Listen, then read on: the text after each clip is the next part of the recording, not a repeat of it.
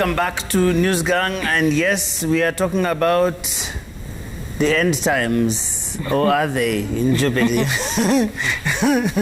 Yeah, these ones, Francis, look like very public divorce proceedings that we are watching, and we've seen this in very many different ways. We talked about the current place where the whole thing of impeachment came up, and some very tough statements, seeing even people calling on the international community to come to a rescue. But we saw Kangata, Irungu Kangata, de-whipped. Tell us a little bit about that as we start this conversation that is on so many fronts right now. There was no surprise whatsoever with the de-whipping of Irungu Kangata. Actually, it was not a matter of if, but when. It was all clear, right? From the day he wrote that letter, it became clear that he was going to be de-whipped. And there's an argument that it was not so much about the letter that he wrote to the president and the content therein, but how... That argument was made by the Secretary General, and we can listen to Secretary General Raphael Tuju.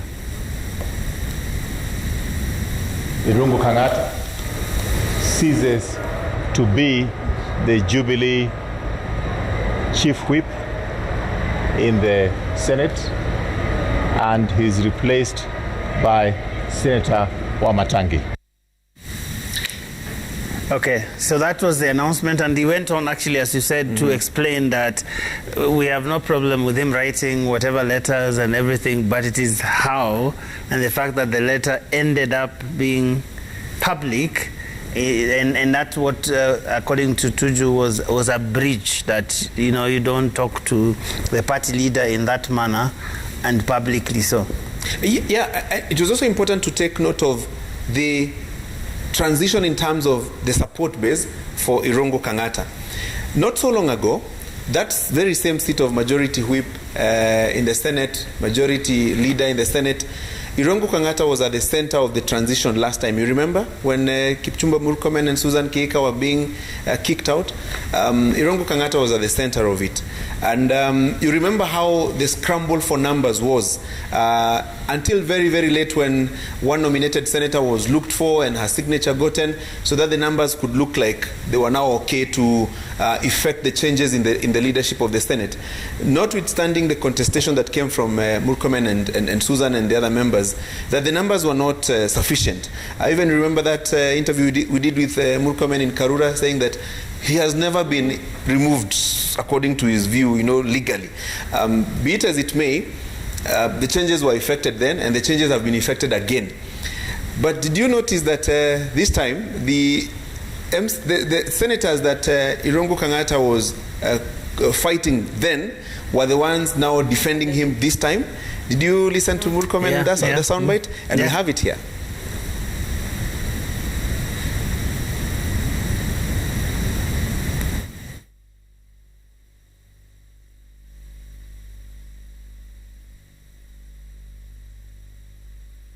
I did not insult anyone.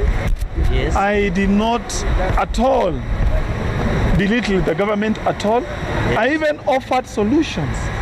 But imagine, today I'm being kicked out just for speaking the truth. We have opposed this process. We are going to stand with Senator Kangata. We are going to oppose any fraudulent process that is going to be brought to the Senate. We want the Speaker to make first the ruling of our removal last year before making the ruling of Senator Kangata. Exactly. And in the Kangata, we want the evidence be tabled, including the numbers that signed against his removal and the signatures. Same story. The Speaker's ruling on the Murkomen Susan Keika removal has never come. He told us that he will make an informed ruling at a later stage.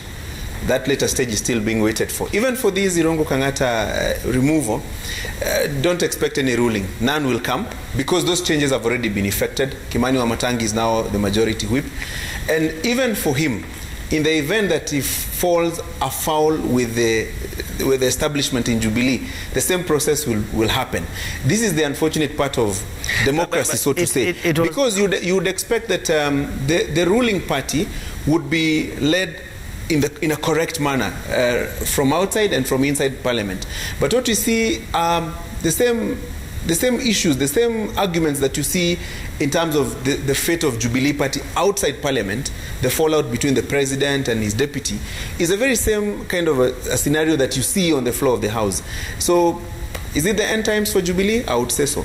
And Yvonne, it was quite interesting watching Irungu Kangata trying to defend, because I remember the last time when he was, when Murkomen and company were ousted, and he was the one now in that seat, and he sat here and basically defended what the president, or rather what the party had done at that point. And now 2-3 days ago, he was again here, now saying, that time it was different from what it was now. Like, it was very difficult because some of those things are not easy to defend. And Mahiga, put him to task as to, what happened then and what happened now, and how he also presided over the ouster and those disciplinary hearings and benefited from those processes. And I think the thing about it was, remember how he kept saying, he stands by the letter, but that the letter was directed at the president, and that somehow it might have the leaking, to the media was not his doing. Which is what actually I think Tuju had said about it, that it was a breach of trust and a breach of confidence, and that letter should have gone straight to the person to whom it was intended. I don't know. But how that letter made its way to the media, I don't know if we kiss and tell around this table. But, we all know what happened. Linus, I won't go beyond that. I don't know if it was whipped or de-whipped, but very interesting situation here. First of all, Joe, to what Yvonne is saying, we will continue to protect our sources. So on the issue of the Kangata letter, we'll continue to protect our sources. We all know what exactly transpired. But looking at these events in Jubilee broadly, it actually paints a very sad picture of the state of political party politics in this country. Because what we are looking at is a confirmation that parties are mere vehicles for elections. And what we are also seeing here is Jubilee could have done its bit, and its use is just about to end with the term of President Uhuru Kenyatta sometime next year. Which is why you can see the United Democratic Alliance held its first parliamentary group meeting at the home of the Deputy President early this week.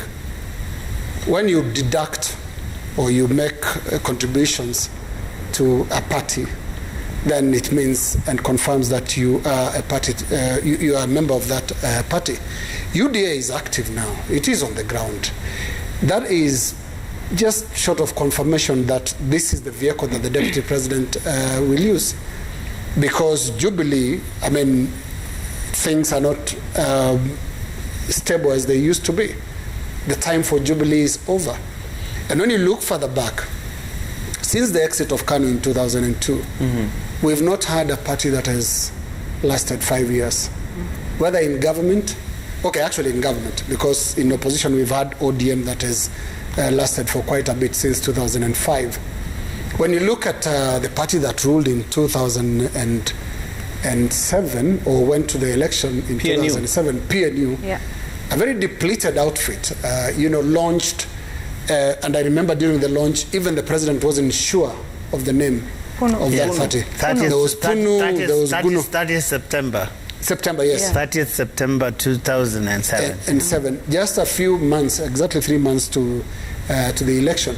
Because that is the contempt with which we hold parties. They are mere vehicles. Even Jubilee cannot pretend to be an ideologically founded outfit. Including TNA, its predecessor. How many months before the 2013 election? Was it 9 months? Yes, 2013 to 2017 actually it was TNA URP sort of coalition. So this is a very sad state of affairs. It means we do not even have the discipline as a country and as a political landscape to run political parties. We do not have that discipline. I think we have the expulsions and we can show a bit of that. 6 senators were ejected by Jubilee as a disciplinary measure. And as we bring that, Linus, it just so startling that actually people are able to freely associate with other parties while still serving in the parties that took them to parliament. I mean, you've seen, for example, these MPs who go out there and ride in wheelbarrow. Well, they don't quite ride in them, they ride in more interesting things, but at least they stand on it in those rallies. And the wheelbarrow, as it is now, is actually the symbol of the UDA, and it is known for, everybody knows that.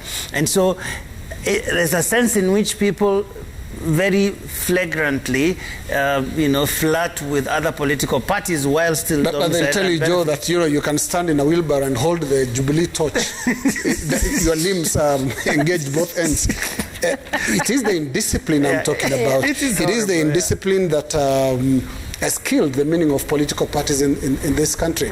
I mean, when we were starting out in journalism as parliamentary reporters, Joe, you remember there was something decent about the KANU ruling benches and the opposition that was not made of many parties. There was only Ford Kenya, Ford Asili, DP, very solid members, and you could remember the contributions in the floor of the House. What do we know the current generation for?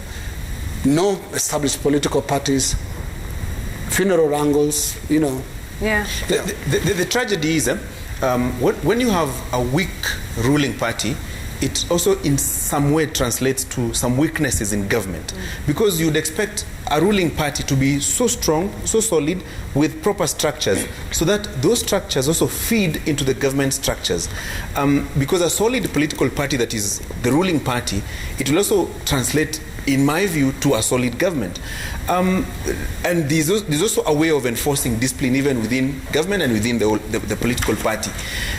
It is almost a given that in 2002, we had a different party ruling, 2007 a different party ruling, 2013, 2017, and most likely, even in 2022, you will have a new party that will be the ruling political party.